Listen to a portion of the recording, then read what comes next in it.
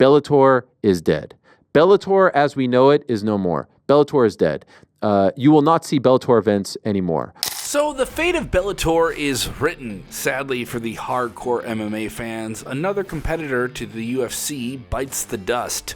And this time, it's Bellator's turn. Unfortunately, signs were there post-COVID when it was deemed beyond repair, especially after it was lingering with issues behind the scenes, coupled with an inability to challenge the UFC.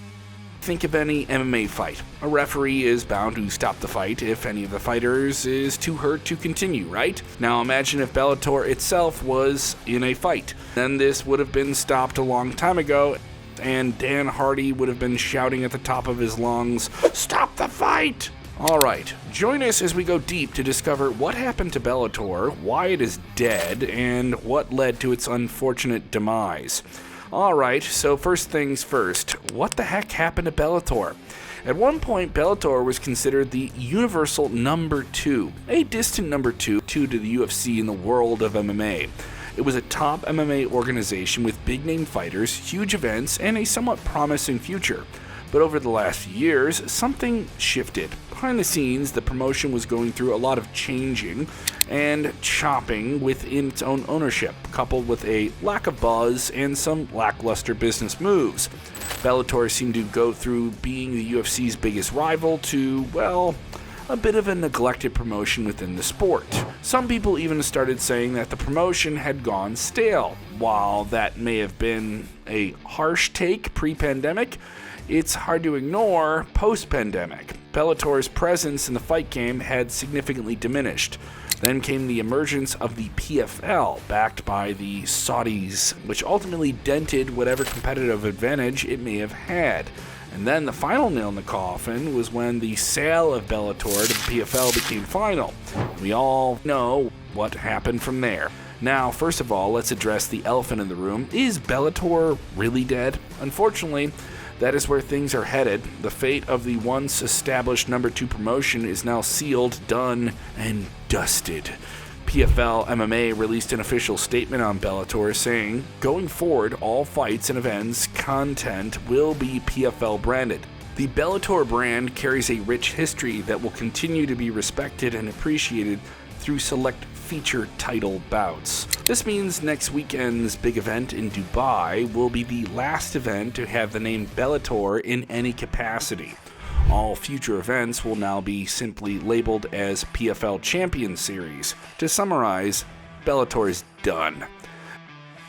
Now, let's be honest for a second. Compared to what it once was, Bellator right now isn't even a shadow of its former self, referred to as the Dubai Champion Series, which is a sham considering the history the fighters created within Bellator.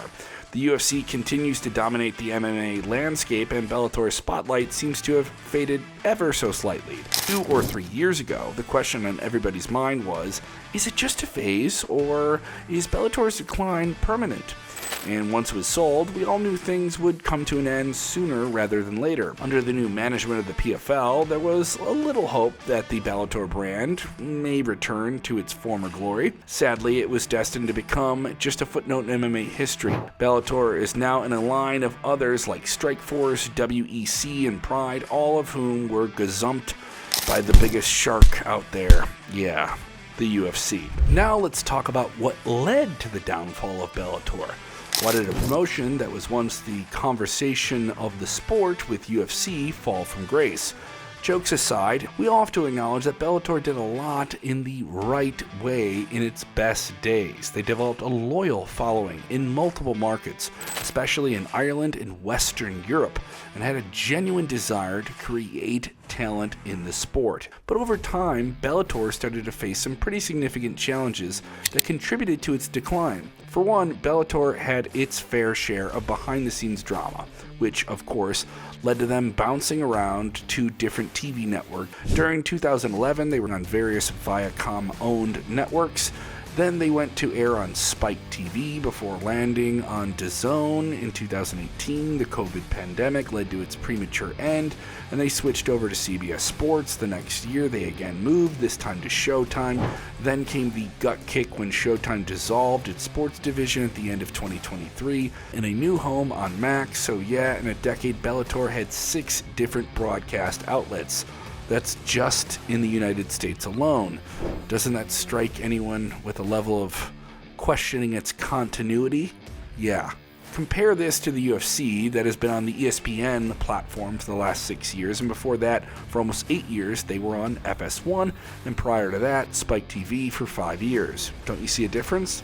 Then there was the issue of fight promotion and marketing. The marketing campaigns felt less focused, and despite high-profile names like Fedor and Michael Chandler, it was hard to get the casual fan to care much about Bellator as they did with UFC. While the UFC was out there building a global brand and making superstars consistently, even after its top dogs like Conor McGregor and Khabib left the sport, Bellator just couldn't seem to find that one fighter who could cross over to appealing to the casual fight fan. Then they struggled with fighter retention. For many years, Bellator was a place for UFC fighters who had done their time in UFC to find more fights, and was often a stepping stone for also up-and-coming fighters who eventually would want to fight in the UFC. Alright, so if Bellator is to blame, who do we blame in this blame game? Well, it's kind of a mixed bag, and it's not any one specific person. First, you can point to the leadership at the top, and it felt like the power brokers at Bellator allowed this to happen every single step of the way. For a brief time in there, Coker seemed to be doing everything right. Everything in bringing in hotshots like James Gallagher, Aaron Pico, and AJ McKee, all of whom were considered to be the next big crop of fighters. Unfortunately, all of them had their hype derailed and were sent packing to the mid-cards. As the years went on, Bellator's focus seemed to shift towards the big names and nostalgia acts. This reliance on former UFC names, while exciting for a short time, didn't exactly translate into long-term growth. Fans started to wonder if Bellator was just trying to recapture the past instead of create a future of its own. And while Scott Coker did a lot of great things, Bellator seemed to get complacent. They were more reactive than proactive, always playing catch-up instead of leading the charge. Finally, another big question, is PFL to blame for Bellator's downfall? The rise of the PFL made things more complicated for Bellator, and with its Saudi backing and some high-profile signings, the PFL quickly became a legitimate player in the space. But is it fair to say the PFL killed Bellator? Not exactly. Bellator's problems ran deeper than just the PFL's rise. However, the PFL did steal some of the spotlight. As Bellator fades into memory, it's a roster that has willpower to bring PFL into a new era of potential profitability. This may not be the best MMA, but it's certainly the best for what PFL can do. There is an ever-present thought that anyone competing against the UFC is operating on borrowed time.